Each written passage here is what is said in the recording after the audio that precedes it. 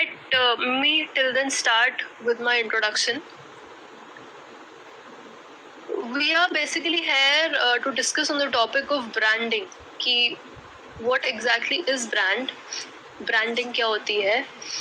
और ब्रांडिंग से किसी भी बिजनेस को कैसे इफेक्ट, कैसे फायदा हो सकता है, राइट? सो आई थिंक हम सब जितने भी लोग यहाँ पर हैं, सबके सब everyone must have interacted with one or the other brand.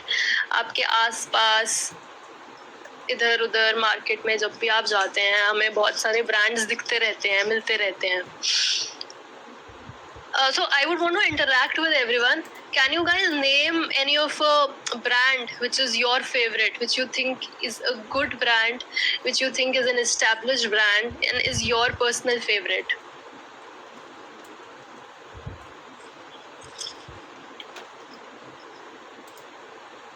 कोई ऐसा ब्रांड जो आप लोगों को बहुत पसंद हो, जिसका टेस्ट, जिसकी सर्विस, जिसकी क्वालिटी? I guess Apple आजकल सबको पसंद है. So maybe Apple is one of the favorite brands. Apple is one of a brand. Somebody is typing BMW as well. Yes. So BMW is also a very renowned brand. Definitely. कोई और ऐसा brand? कोई ऐसा brand choose करते हैं जिसमें जिसके साथ हम डेली रूटीन में इंटरेक्ट करते हैं? Maybe Domino's, Vodafone is one brand. Definitely ऐसा ब्रांड जो हर किसी की रीच में है. Again when we take example of Apple or BMW, I think there is a different sort of audience for these type of brands. इसकी एक अलग niche audience है. Not everybody likes definitely BMW, but not everybody affords BMW. There are some people जो afford कर भी सकते हैं, but they choose not to because BMW की maintenance cost भी है, right? So going by that, मैं एक बहुत ही क्लियर कट, बहुत ही शॉर्ट सिंपल वर्ड्स में, टर्म्स में बताना चाहूँगी स्टार्टिंग में कि what exactly is a brand. Brand is nothing but a marketing process. एक ऐसा प्रोसेस है जिससे हम किसी भी बिजनेस का, for suppose we have started a business start करने का सबसे पहला प्रोसेस हमारा होता है उसका नाम डिसाइड करना. जब हम किसी भी ब्रांड का नाम डिसाइड करते हैं, नाम डिसाइड करने के बाद हम सोचते हैं यार एक सिंबल होना चाहिए. नाम तो लोगों को पता चल गया, बट ऐसा क्या विजुअल होगा जिससे लोग इसे पहचानेंगे? ठीक है, चाहे आप एक छोटी सी शॉप खोल रहे हो, चाहे आप बहुत बड़ा ब्रांड खोल रहे हो, नाम के साथ हमेशा एक छोटा सा सिंबल बना रहेगा, चाहे वो सर्कल में हो, स्क्वायर में हो, which is generally called as लोगो.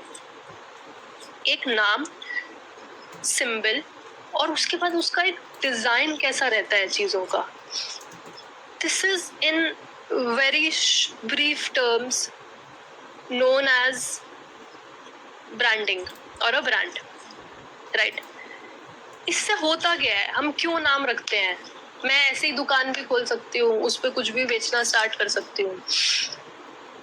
हम क्यों नाम रखते हैं, हम क्यों उसका एक लोगो बनाते हैं? क्योंकि जो सर्विस मैं प्रोवाइड कर रही हूँ, जो प्रोडक्ट मैं लोगों को दे रही हूँ, वैसे और बहुत सारे लोग हैं मार्केट में जो सेम सर्विस, सेम प्रोडक्ट लोगों को प्रोवाइड कर रहे हैं.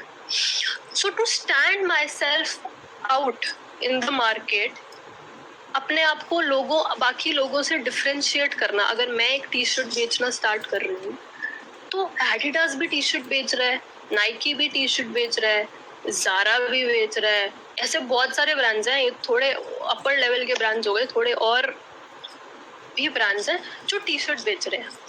When I start a new brand या एक नया बिजनेस मैंने स्टार्ट किया, मैं उसको नाम, एक लोगो या एक डिज़ाइन नया तरीके का क्यों दूंगी? ताकि लोग डिफ्रेंशिएट कर पाए कि एडिडास की टी शर्ट और मेरे ब्रांड की टी शर्ट में क्या डिफरेंस है. बहुत सिंपल सा एक लॉजिक है इसका. Then when we come to name should always be something which is catchy, right? ऐसा नाम नहीं होना चाहिए कि मैंने सुना और मैं सोचता ही रह गया यार ये नाम आया कहाँ से है, या इस नाम का मतलब क्या है, या मुझे याद ही नहीं रहा. So the first step is कि कस्टमर के माइंड में रिटेन हो जाए. For suppose I have started my company which is called crazy crow media. इसका बहुत बड़ा पर्पस यही था, बहुत लोग इस नाम पे हंसते भी हैं, इसका बहुत बड़ा पर्पस यही था कि if you are laughing at this name it will remain in your mind for years. आप मेरी सर्विस लो या ना लो, but this name will always stay in your mind, right?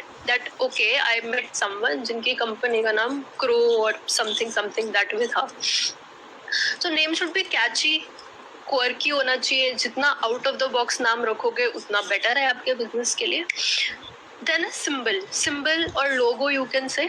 Logo दो तरह के होते हैं. One is text based logo and one is a symbol based logo. इसका बहुत क्विकली एक छोटा सा एग्जांपल देती हूँ. टेक्स्ट बेस्ड लोगो हो सकता है ओयो ने अपने लोगो में ही अपना पूरा नाम लिखा हुआ है और उसमें हल्की सी डिजाइनिंग करी हुई है जिससे वो डिफरेंशिएट हो जाए. Another example of a symbol based logo can be Apple. Apple का एप्पल से कम उसका वो जो एप्पल खाया हुआ आधा एप्पल है उससे पहचाना जाता है वो, which is a symbol based logo. Symbol based लोगों को बहुत आगे तक लेके जाना थोड़ा सा मुश्किल हो जाता है.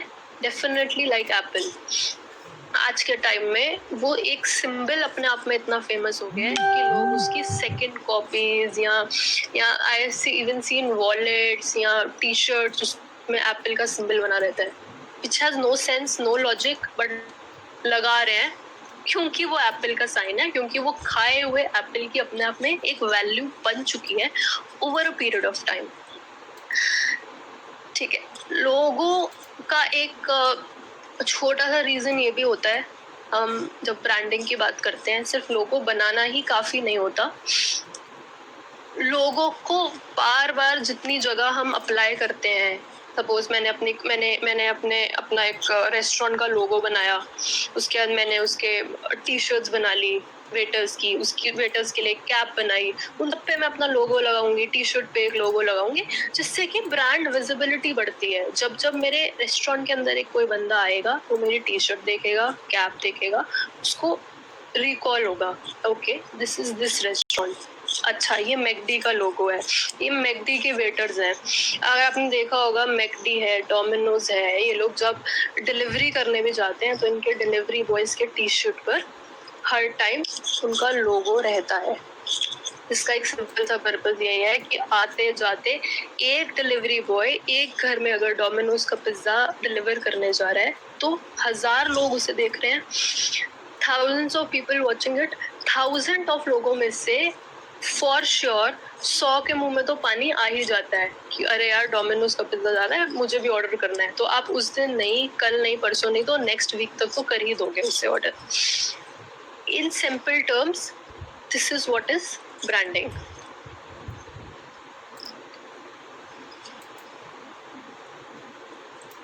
Next, if anyone has any question they can put it in the comments. Right, so हमारी ट्रेनिंग शुरू हो गई है. Thanks to the trainer Rachita ने को इनिशिएट करके किया, तो थैंक यू वेरी मच, क्योंकि थोड़ा सा प्रोफेशनल ग्लिच भी था और ऑडियंस बोर भी होने लगी थी, to be very frank. So thank you very much audience, आपने पेशेंस बनाए रखा और आई एम श्योर आपको बहुत मजा आ रहा है. आज हम बात कर रहे हैं इंपॉर्टेंस ऑफ ब्रांडिंग की. कुछ लोग मेरे से अभी भी कमेंट में पूछ रहे हैं कि सर आप वो डालना भूल गए. मैंने इसलिए नहीं डाला यार क्योंकि थोड़ा सा हैंग हो गया था. So that was my mistake, I admit that. But क्या करूं यार, आजकल नेटवर्क का थोड़ा सा ऐसा ही रहता है.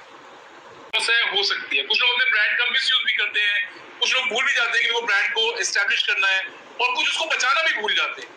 राइट.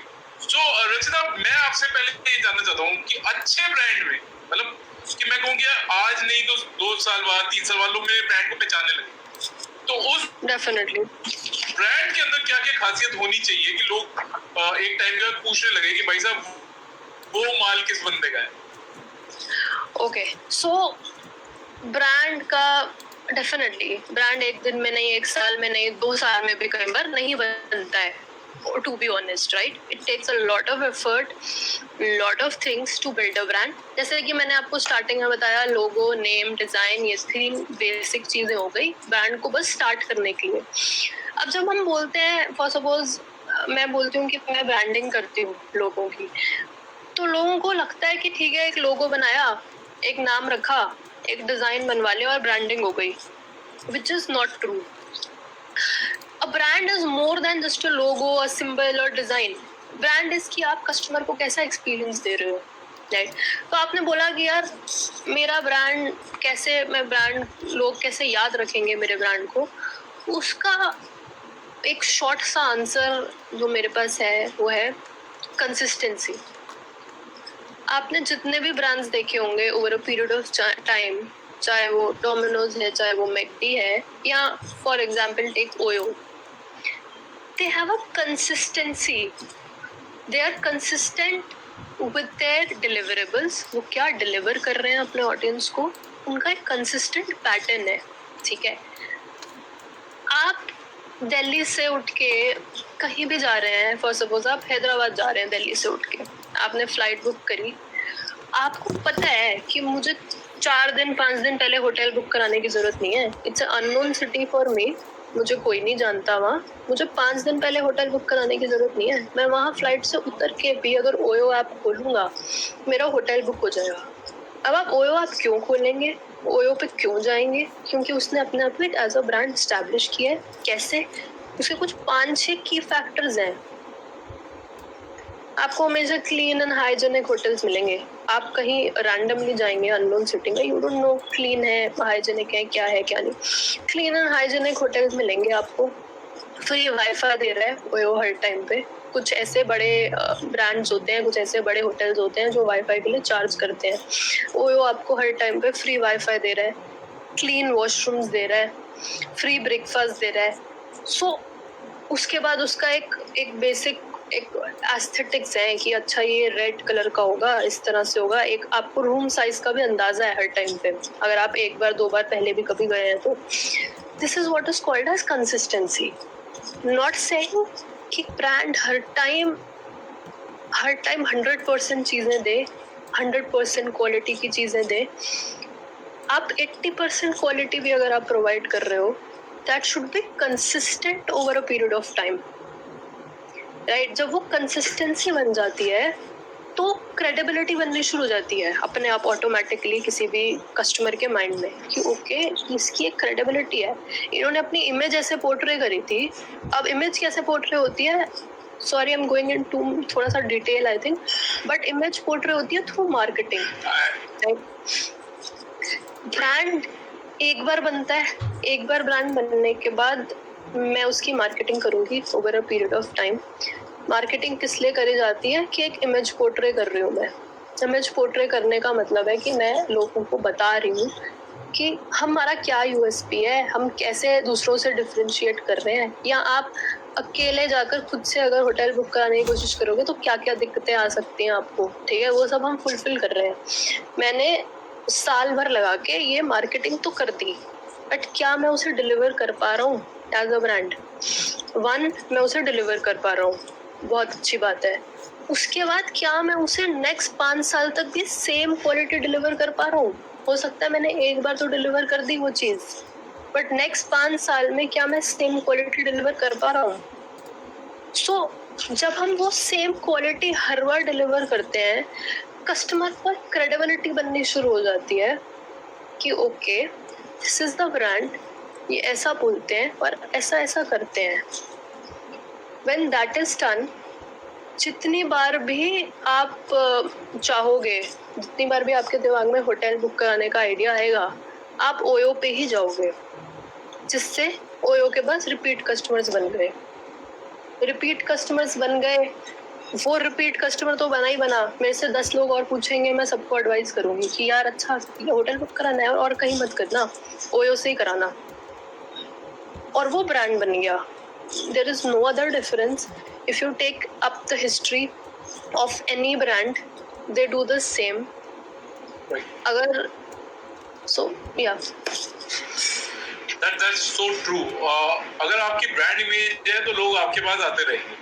मैं अक्सर लोगों को कहता हूँ कि जैसे मैं तो बहुत शौकीन हूँ चिप्स खाने का, सो मेरी सेहत पे पता भी लगता है। तो अगर आपने रफल लेस के चिप्स नहीं लिए ना, लेस के, तो फिर वो चिप्स नहीं है भाई, आप उसको चिप्स नहीं कह सकते यार। तो this is the power of brand value.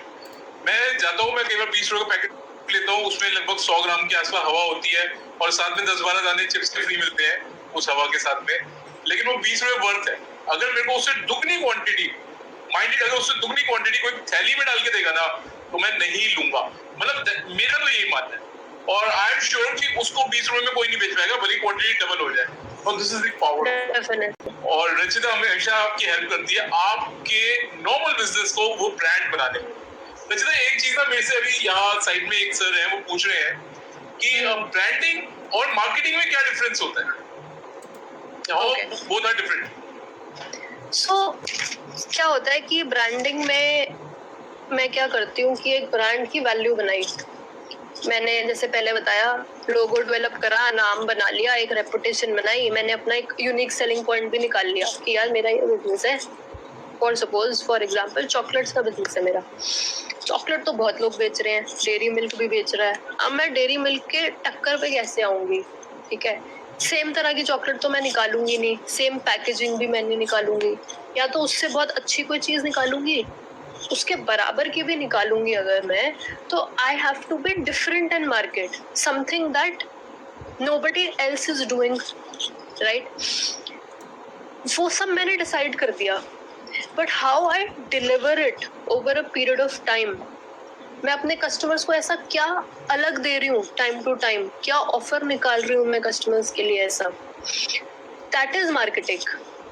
For example, बहुत अगर मैं लेमैन लैंग्वेज में बोलूँ कि सपोज मैंने कोई शॉप खोली, ठीक है, शॉप खोलना इज कॉल्ड ब्रांड को स्टार्ट करना, ठीक है, ब्रांड नाम भी रख दिया, लोगो भी बना दिया और डिजाइनिंग भी हो गई उसकी, मेरे को सब अच्छा लग रहा है, बढ़िया लग रहा है, मैंने दुकान खोल ली, मैंने एक बहुत अच्छा कोई ऑफर निकाल लिया कि okay this is the offer that I want, मैं चाहती हूँ कि ये मेरे कस्टमर्स तक ऑफर जाए, और मेरे को ये भी पता है अगर ये ऑफर मेरे कस्टमर्स तक चला गया तो भाई मैं माला माल हो जाऊंगी, बहुत ही बढ़िया ऑफर है ये, मेरा बिजनेस एकदम टॉप पे चला जाएगा, लोग तो खुश हो जाएंगे, मेरे कस्टमर्स भी खुश हो जाएंगे, कस्टमर सेटिस्फाइड भी हो जाएंगे, मेरा बिजनेस भी एकदम से चलने लग जाएगा।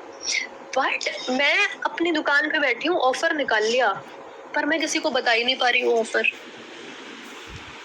सो इन शॉर्ट, ये एग्जांपल देने का मेरा मतलब ये था कि ऑफर निकालना in itself is marketing, no doubt वो मार्केटिंग है, बट उसको मास ऑडियंस तक पहुंचाना is called advertising. This is why we say कि मार्केटिंग और एडवर्टाइजिंग एक दूसरे के ऊपर डिपेंडेंट है। एडवर्टाइजिंग क्या होता है कि मैंने जो भी निकाला, जो भी कस्टमर्स को मैं ऑफर कर रही हूँ, जो भी मेरा यूनिक सेलिंग पॉइंट है, उसको मैं मास ऑडियंस तक पहुंचा रही हूँ। मास ऑडियंस तक मैं कैसे पहुंचाऊंगी? या तो मैं न्यूज़पेपर के थ्रू, न्यूज़पेपर में ऐड डाल दूंगी, मैं पैम्पलेट्स बंटवा दूंगी, अगर मेरे लोकल एरिया में ही जाना है, मैं नहीं चाहती कि पूरे इंडिया में मेरा प्रोडक्ट जाए, या मेरे पास नहीं है लोग कि वो पूरे इंडिया तक मेरा प्रोडक्ट डिलीवर कर सके, तो मैं अपने लोकल न्यूज़पेपर्स में पैम्पलेट डलवा सकती हूँ। दिस इज कॉल्ड कि प्रिंट एडवर्टाइजिंग हो गई। बहुत बड़ा मेरा बजट है तो मैं टीवी में ऐड दे दूंगी, मैं रेडियो में ऐड दे दूंगी। सो जब मैं मास ऑडियंस तक उस पर्टिकुलर प्रोडक्ट को पहुंचाऊंगी, अपने उस ऑफर को पहुंचाऊंगी, तब जाके तो मेरे पास सेल्स आएगी, तब जाके तो कस्टमर आएंगे, तब जाके तो ब्रांड वैल्यू बनेगी। सिर्फ सोचना कि अच्छा मेरे को ये ऑफर देना है एक दुकान पे बैठ के, उससे सेल्स नहीं आएगी।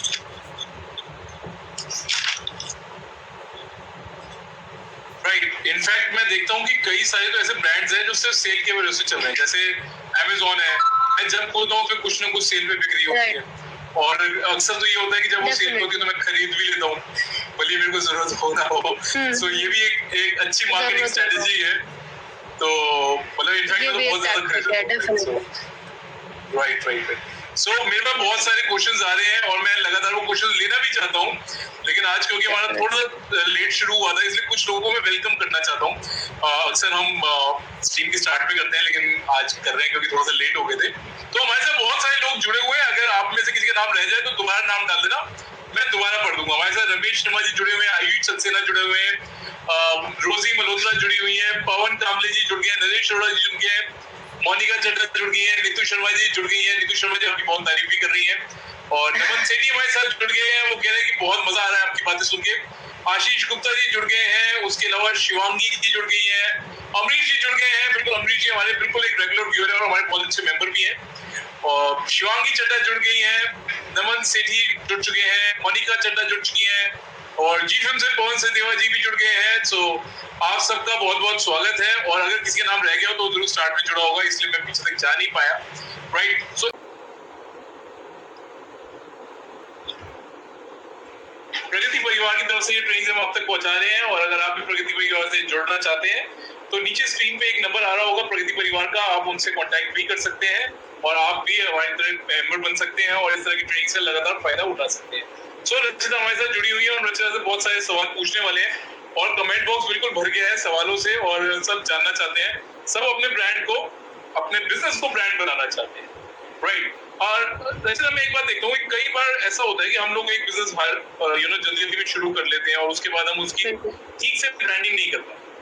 तो मैं आपसे पूछना चाहता हूँ कि what is the right time to कुछ लोग ऐसे सोचते हैं यार मैं अब इतने साल से कर रहा हूँ, मैंने ये नाम रखा हुआ था, अब मैं करूंगा तो उसका कोई फायदा नहीं होगा। सो मैं ये जानना चाहता हूँ कि what is the right time, क्या हमें खुलने से पहले ही कर लेना चाहिए सब कुछ या थोड़े टाइम बाद ही कर सकते हैं? सो डेफिनेटली अगर आप खुलने से पहले कर रहे हैं तो it is well and good, but otherwise most of the people that come to me, जो clients मेरे पास हैं, they are most of the people who are already running their business from last 5 years, 6 years, 7 years, and that is when they come, because I think हम शुरू तो कर देते हैं traditional method से, ओल्ड मेथड से। समटाइम्स हमारी पहले की generation, father grandfather must have started a business and we are continuing with it, where जहाँ पे वो नॉलेज या वो अवेयरनेस नहीं थी कि अच्छा इसको उस वे में लेकर जाना है। But there is no right और wrong timings to take a business, to make it a brand. क्या होता है कि आपने बिजनेस स्टार्ट करा, आपने उसकी सपोज कोई विजिबिलिटी नहीं है, या ऐसा कुछ कभी नहीं होता कि किसी ब्रांड, किसी बिजनेस की ना विजिबिलिटी ना हो। पहली बात तो one point is if you have started a business बहुत ज़्यादा बड़े लेवल पे नहीं, तो आपके लोकल एरिया में, जो आपके लोकल एरिया में लोग हैं, जो लोकल कस्टमर हैं, उन तक तो हमेशा आपका बिजनेस अवेयरनेस रहती है कि there is this person which is dealing in this things, अगर ये वाली सर्विस चाहिए तो इस बंदे के पास चले जाओ। व्हाट हैपेंस इज ब्रांड को हम इसीलिए बनाया जाता है, या ब्रांड बिल्डिंग में जो अगर आई वुड से कुछ अगर इन्वेस्टमेंट भी लगती है तो वो लोग तभी करते हैं जब उनको उस छोटे एरिया से, उस लोकल एरिया से बाहर निकलना होता है। राइट, इधर you are working in one particular area और मुझे उससे बाहर निकल के पूरा दिल्ली कवर करना है, या मैं अभी तक दिल्ली कवर कर रही थी तो मुझे पूरा इंडिया कवर करना है। That is only when I will work on it as a brand. Otherwise तो जैसा चल रहा है वो हमेशा ही चल सकता है, कोई प्रॉब्लम नहीं है। Second point that comes here is business और ब्रांड में क्या फर्क अगर मैं बताना चाहूँ होता है कि जो ब्रांड होता है ना वो अपने ब्रांड के नाम से जाना जाता है, ठीक है। जो बिजनेस होता है वो बिजनेस ओनर के नाम से जाना जाता है हमेशा। फॉर एग्जाम्पल, आप मैकडी को जानते हैं, आप डोमिनोज को जानते हैं, बट आप में से किसी को भी मैकडी और डोमिनोज के ओनर का नाम याद नहीं होगा। मैकडी और डोमिनोज के ओनर अपने हर आउटलेट के बाहर अपना नाम नहीं लिखते कि हमने स्टार पैकिंग पे डोमिनोज रहता है, नंबर भी उनके कस्टमर एग्जीक्यूटिव्स का रहता है, कोई ओनर का नंबर नहीं रहता। वेयरएज बिजनेस क्या होता है, जब हम छोटे लेवल से स्टार्ट करते हैं ना तो लोग हमारी फेस वैल्यू से चलता है कि ये बढ़िया बंदा, बहुत बढ़िया है, इससे ये सर्विस ले लो, ये बंदा बहुत अच्छा है, इससे ये प्रोडक्ट ले लो, ये अच्छे रेट में दे देगा आपको। वेयरएज ब्रांड का एक रूल रहता है, एक गाइडलाइंस रहती है, उन्होंने डिस्काउंट देना है तो वो सबको देना है, नहीं देना तो वो किसी को नहीं देना। वो डिस्काउंट मिल रहा है तो वो हर प्लेटफॉर्म पे मिलेगा, आप अमेज़न से जाके ले लो, फ्लिपकार्ट से जाके ले लो, हल्का फुल्का 19-21 का हो सकता है फर्क हो, बट बहुत ज़्यादा डिफरेंस नहीं होता। सो So again, I would say कि all the people जिनको as a brand चीज़ों को establish करना है, वो अपने आप से फोकस हटाकर एज अ कंपनी पे अगर फोकस करें, बिजनेस पे फोकस करें, that will help them make it a brand. आपकी कंपनी से चाहे आपका कोई एम्प्लॉय बात करे, चाहे कोई थर्ड पर्सन बात करे, वो जो बात करने का तरीका होना चाहिए वो हमेशा सिमिलर होना चाहिए. ठीक है, आपको अपनी इंडिविजुअल वैल्यू क्रिएट करनी है या नहीं करनी, वो is a secondary thing. There are people जो अपनी ब्रांड वैल्यू भी क्रिएट करते हैं, वो उस पे यू शुड वर्क इंडिविजुअली, उस पे आप अलग से काम करो. बट बिजनेस को और इंडिविजुअल पर्सन को आई थिंक हमें मिक्स नहीं करना चाहिए, विच विल हैम्पर बिजनेस वाली growth. Because in that case you will think कि यार मैं बहुत अच्छे से बात करती हूँ अपने क्लाइंट से, तो हर बार मैं ही करूंगी, मैं और किसी को रखूंगी नहीं. One, that will not let your business grow. Second, वो आपकी फेस वैल्यू रह जाएगी और आप ही अच्छे से करते रह जाओगे. आपका ना एम्प्लॉयज ना स्टाफ ग्रो करेंगे और वो ब्रांड की वैल्यू कभी भी नहीं आएगी, नाम ब्रांड का नहीं आएगा. तो जो आपने इनिशियली ब्रांड का नाम रखा भी, उसका कोई फायदा नहीं होगा ब्रांड का नाम रखने का. तो आप रखो ना रखो, अच्छा नाम रखो, कैची नाम रखो ना रखो, इट इज ऑल इक्विवेलेंट. फिर वो एक ही बात है. Right, that's so true. In fact, मैं अपनी ट्रेनिंग्स में कई बार बताता हूँ कि you should not be a perfectionist. अगर आप perfectionist हैं और आपको लगता है कि आपको रिप्लेस नहीं किया जा सकता, तो इसका मतलब आपको प्रमोट भी नहीं किया जा सकता. अगर आपके कस्टमर को आपको ही देखने की आदत है, तो आपको ही देखेंगे. अगर अग्रवाल स्वीट कॉर्नर पे अग्रवाल साहब खुद नहीं बैठे, तो फिर कोई मजा ही नहीं है. लेकिन मैकडॉनल्ड्स पे उनके मालिक, जिनका नाम मेरे को भी नहीं पता, वो खुद नहीं बैठे हुए, लेकिन देखो कितने लोग आ रहे हैं, उनको पहचान रहे हैं. तो अपने बिजनेस को अपने नाम से मत चलो भाई. आप नहीं बैठोगे तो कोई आएगा ही नहीं, है ना. So if you want to grow your business, उसको एक ब्रांड बनाओ. बहुत बढ़िया. I was getting more and more impressed with Rachita, और मुझे तो बहुत मजा आ रहा है ये बातें सुनकर. और मैं देख रहा हूँ काफी चीजें ऐसी हैं जो मैं अपनी ट्रेनिंग में शायद गलत बताता था, अगली बार और अच्छे से आप लोगों तक पहुंचाने की कोशिश करूंगा. तो मोनिका जी मेरे साथ जुड़ी हुई है, और मोनिका जी क्वेश्चन पूछ रही है. वो कह रही है अगर बिल्कुल नया बिजनेस स्टार्ट किया है, तो कैसे एडवर्टाइजमेंट करें या कैसे ब्रांडिंग करें कि वो सबसे अच्छे, मतलब जल्दी से जल्दी ग्रो हो. सो मोनिका जी, एक बात तो मैं आपको बता सकता हूँ कि एक बिजनेस है जो मैं बड़े दिन से देख रहा हूँ, मेरे को लग रहा है ये सबसे आराम से ग्रो करता है, वो है ठेके का बिजनेस. अगर आपका शराब का ठेका है ना, तो भाई साहब चाहे लॉकडाउन लग जाए, चाहे लॉकडाउन खुल जाए, और मैं तो जो लोग मेरे साथ जुड़े हुए हैं उन्हें बताना चाहता हूँ. कोई लोग मेरे से पूछते हैं और मैं अक्सर उन्हें बताता हूँ कि ना छोटी छोटी इन्वेस्टमेंट कई जगह रखो, अपना पोर्टफोलियो बड़ा बनाओ, एक जगह पे पैसा मत लगाओ. तो आज मैं उनको एक बात बताना चाहता हूँ कि ये मैंने अपने खुद की लाइफ के गोल में डाला है कि सर, अगर आपने एक शराब के ठेके में इन्वेस्टमेंट नहीं करी था, तो आपका पोर्टफोलियो बेकार है. अगर भविष्य में कभी भी कोविड आया और कभी भी दोबारा खुला, तो देखना सबसे पहले आपका बिजनेस तो नहीं चलेगा जब आपके पास एक बढ़िया सी वाइन शॉप और लोग लाइन लगा के खरीदेंगे. ये मैं आपको पर्सनल एक्सपीरियंस से कह रहा हूँ. मेरे यहीं पे एक ठेका है और आपने देखा भी होगा कि काफी लोग वहां पे आ रहे थे और लाइन लगा रखे थे. इनफैक्ट टीवी पे भी पहली बार मैंने देखा कि मेरे पड़ोस की फुटेज टीवी पे दिखाई गई, क्योंकि लोग लाइन लगा के खरीदते थे. तो अपना ब्रांड बनाओ तो ऐसा बनाओ. तो ऐसी वाली एडवर्टाइजमेंट के लिए okay Monica ji, I am so sorry, मैं थोड़ा सा भावनाओं में बह जाता हूँ कभी कभी.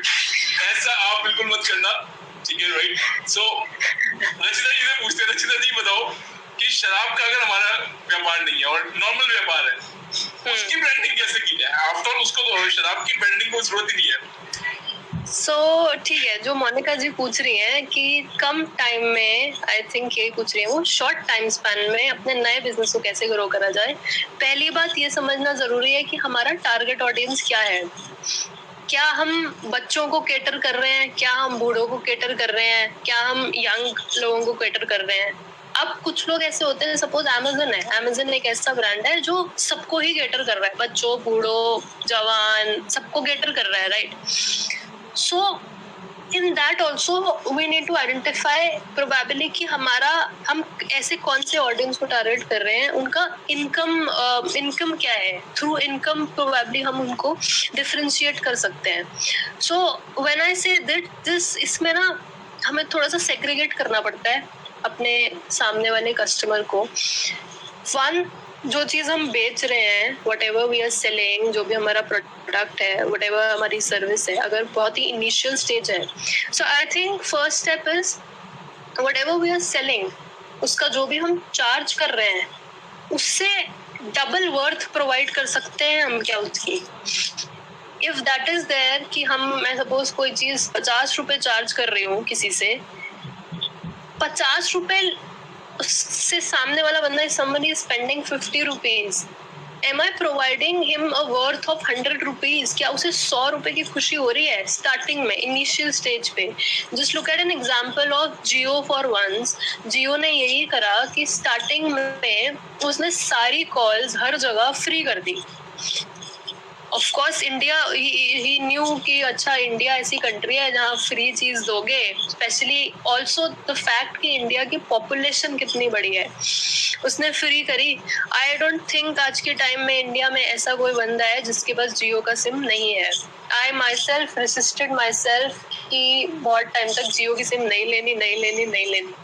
But after a while there comes a time, अगर कभी भी कोई नई सिम लेनी है, Jio is the one thing, Jio is one store that you will go to कि यार जियो की ही सिम लेनी है. तो Mukesh Ambani basically collected a lot of data, लोगों का डेटा ले लिया, सिम सी फ्री में प्रोवाइड करी. अब हो सकता है वो जो उसने जो भी ये स्ट्रैटेजी करी, he might have also gone in loss. उसने लॉस में जाकर ये सारा स्ट्रैटेजी, ये सारी टैक्टिक करी हो, which is no doubt. उसने खुद लॉस में जाकर हमें फ्री में बातें करने थी, दिन रात सुबह शाम बात करो, SMS करो, जो मर्जी करो. इंटरनेट सस्ता हो गया इंडिया में एकदम से, which was not there. Internet was very expensive. हमें अलग से रिचार्ज करवाना पड़ता था जाकर बात करने के लिए. So I still remember that time जब रिचार्ज कराना पड़ता था, SMS पैक खरीदना पड़ता था. So he completely changed the telecom industry. उसने बोला यार तुम ऐश करो, तुम इंटरनेट यूज करो. आज के टाइम में from a rickshaw puller to a good businessman has a Jio SIM as well as a Jio phone. लोगों ने जियो के फोन भी खरीदे स्टार्टिंग में. उसने क्या करा, उसने अपनी पॉकेट से दिया सब कुछ तुम्हें. और ये सब होने के बाद जब आप लोगों को आदत पड़ गई जियो की, उसने एकदम से कॉल्स को चार्जेबल कर दिया. अब बहुत कम लोग होंगे ऐसे कि यार कॉल्स चार्जेबल हो गई तो मैं अपनी जियो सिम को पोर्ट करा रहा हूँ. ऐसे बहुत ही कम लोग होंगे. क्यों? क्योंकि और कोई ऑप्शन भी नहीं है. उसके बाद भी वोडाफोन एयरटेल से कम ही पड़ रहा है जियो. उसके बाद भी कम का ही पड़ रहा है, हमें सस्ता ही पड़ रहा है जियो.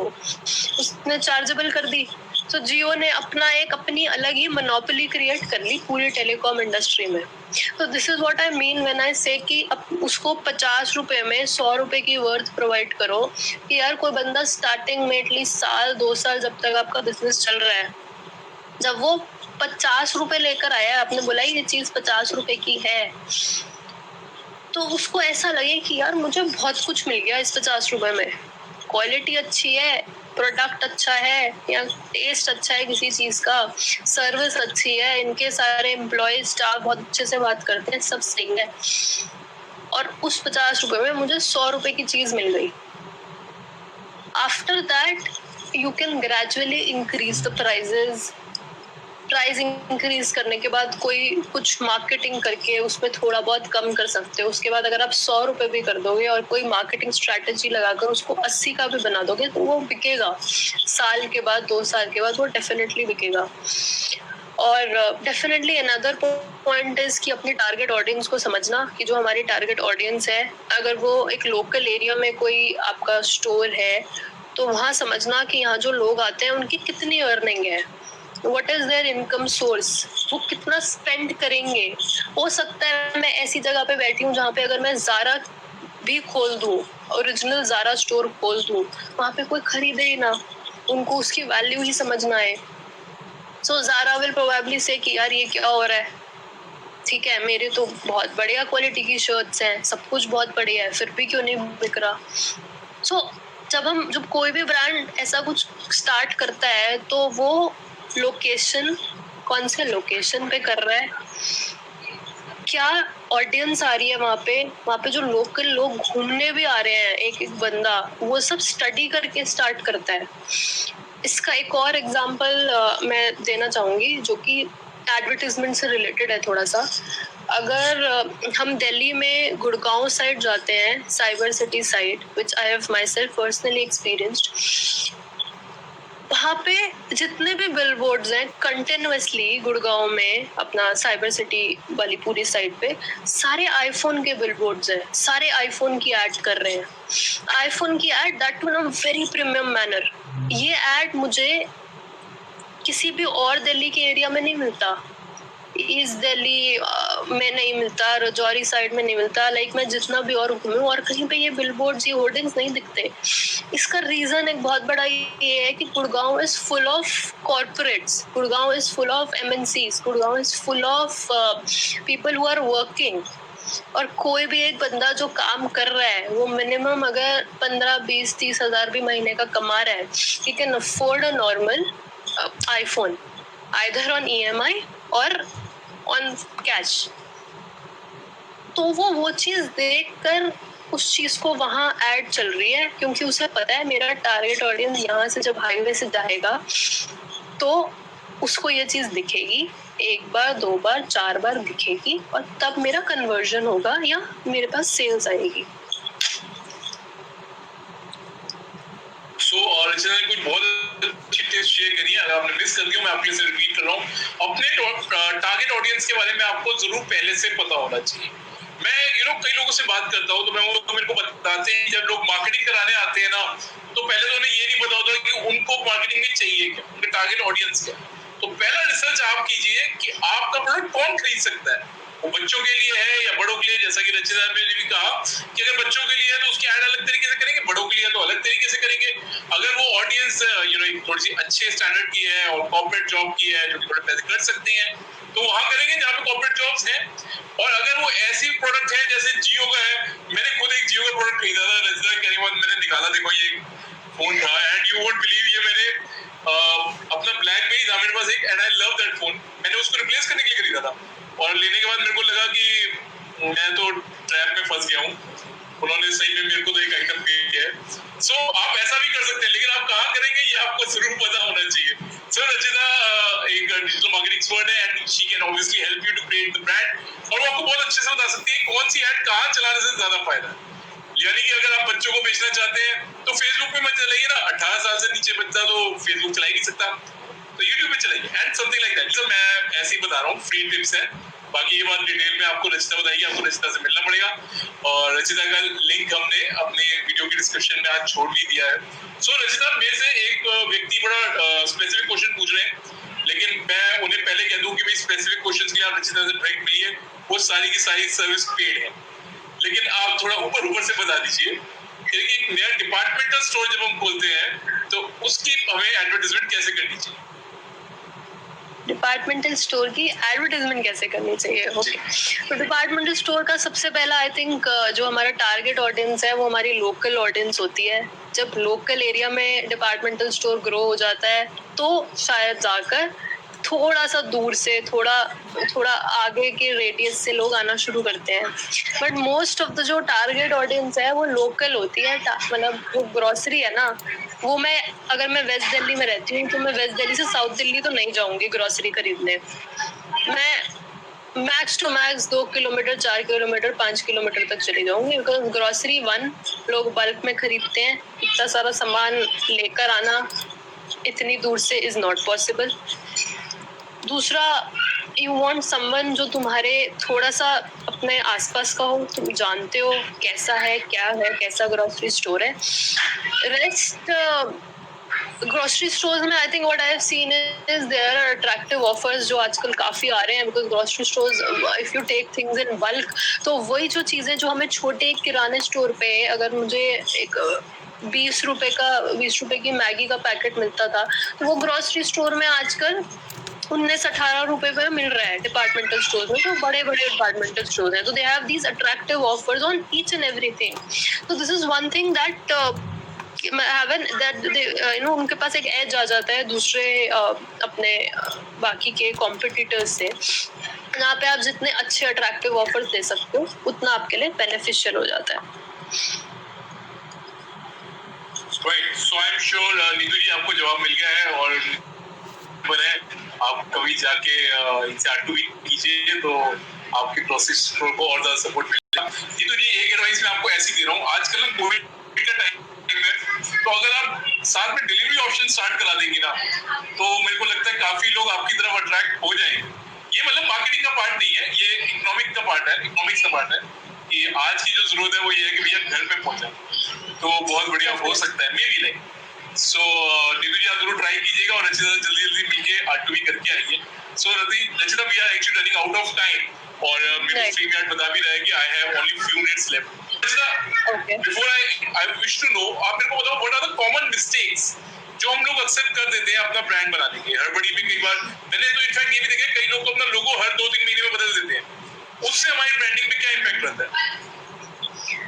सो ब्रांडिंग का जो सबसे मेन फैक्टर होता है, it is called brand recognization or brand value.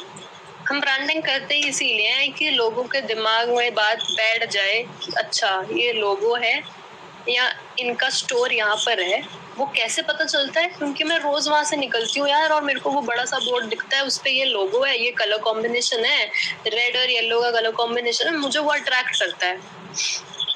When the whole purpose is to attract customers through your colors, through your designs, through your logo का design आप कह लो, so उसको changing it in every 2 months, 4 months, 6 months will definitely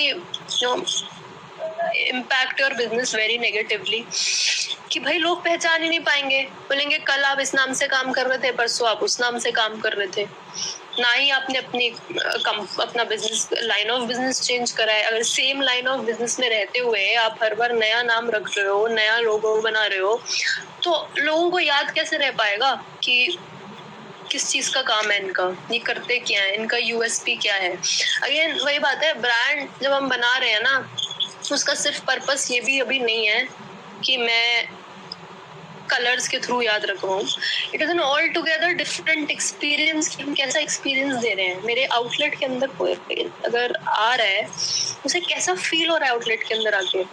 बहुत सारे ऐसे brands हैं जिसमें हम जाते हैं तो just by their ambience, just by the way their staff treats you, हम डिसाइड कर लेते हैं यहाँ वापस नहीं आना। सो वो बात ही सारी कंसिस्टेंसी की है। Again I would want to say कि ब्रांड को बिल्ड करने में जो कंसिस्टेंसी चाहिए वो हर जगह सेम चाहिए, चाहे वो नेम में आए, चाहे वो लोगो में आए, चाहे वो आपका स्टाफ कैसे ट्रीट कर रहा है आपके कस्टमर्स को, चाहे वो आपका टेस्ट कैसा है उस पे आए। तो अदरवाइज तो it is a very big failure. Otherwise you are working like बहुत इंपॉर्टेंट पॉइंट अभी रचिता ने, सो आई एम सो सॉरी मैंने बीच में काट दिया। सो रचिता ने एक बहुत इंपॉर्टेंट पॉइंट आपको बीच में बताया, अगर आप लोगों ने मिस कर दिया। यू नो ISO सर्टिफिकेशन के लिए जो सबसे मेन ट्रेनिंग होती है, उसका जो मेन उद्देश्य होता है वही होता है जो अभी रचिता ने कहा, कह रहे हो ना, वो अंदर होना भी चाहिए।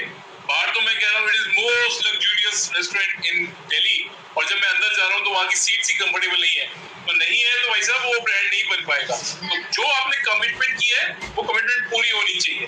अगर आपने कहा घर सा खाना होना चाहिए तो घर सा खाना होना चाहिए। फिर ये नहीं होना चाहिए कि खाना घर की से ही आया था, बस थोड़ा आज जल गया है, सो वो सब नहीं होना चाहिए। आप उन चीजों को अवॉइड करिए, उससे आपकी ब्रांड की रेपुटेशन बहुत बहुत खराब है। So Rachita, yeah, thank you very much हमारे साथ जुड़ने के लिए, and clock is saying that I need to wind it up. So आगे बढ़ने से पहले मैं बस एक बार देख लेता हूँ, कुछ लोग मेरे से लगातार क्वेश्चंस पूछ रहे हैं। So okay, अमरीश जी मेरे को बता रहे हैं दोनों ओनर्स का नाम मैकडी और डोमिनोज के। थैंक यू अमरीश जी, मेरी भी नॉलेज अपग्रेड हो गई। मुझे पता था लेकिन मैं बोलना नहीं चाहता स्ट्रीम पे, but anyhow thank you Amrish ji. Amrish ji हमारे बहुत अच्छे मेंबर हैं, उन्नति विंग में है, and he is one of the jolliest member, and you need to see him someday. हालांकि जब भी क्रॉस विन की बात आती है तो मैं हमेशा कहता हूँ if you want to meet them meet through Rishu. Himanshi, sorry ji. So Himanshi हमारे साथ जुड़ी हुई भी है और लगातार देख रही है और लगातार उसके कमेंट्स में देख भी पा रहा हूँ। So Himanshi, thank you very much for the back and support. और हाँ, खत्म करने से पहले एक चीज का डिक्लेरेशन मैं हमेशा देता हूँ, वो ये है कि कई बार जब हम ये पढ़ रहे होते हैं क्वेश्चन, तो कुछ क्वेश्चन रह जाते हैं क्योंकि हम फटाफट स्क्रॉल कर चुके होते हैं। अगर आप में से किसी का भी क्वेश्चन रह गया है तो आई एम एक्सट्रीमली सॉरी, ये इंटेंशनल नहीं था। आप उसको दोबारा पोस्ट कर दीजिए, ये यहाँ पे पड़े रहते हैं और मैं दोबारा जरूर देखता हूँ। और नेक्स्ट वीक तक अगर आपको कोई क्वेश्चन रह भी गया है, मैं कोशिश करूंगा कि रचिता के थ्रू मैं उसका जवाब यही कमेंट बॉक्स में आपके लिए पहुंचा सकूं। सो अगर फिर भी रह गया तो आई am so sorry for that. इसके अलावा कुछ लोगों को क्रेडिट दिए बिना आज की स्ट्रीम खत्म कर देंगे तो बहुत बुरा हो जाएगा। अप्रिशिएट करके and I really salute you ma'am कि इतना जबरदस्त टेक्निकल ग्लिच चल रहा था और उसके बाद भी आपने ट्रेनिंग दिया।